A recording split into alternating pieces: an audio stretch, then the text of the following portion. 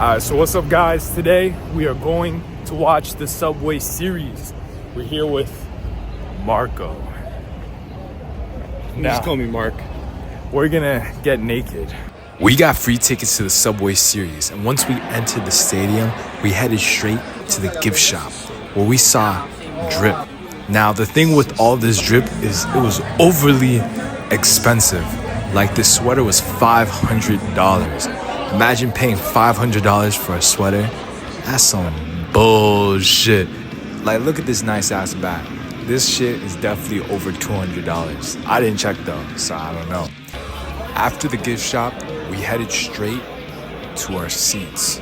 There was a surprise visit by the Zesty Bodega.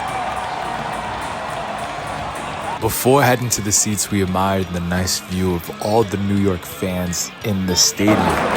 And then we enjoyed the game, even witnessing a whole grand slam.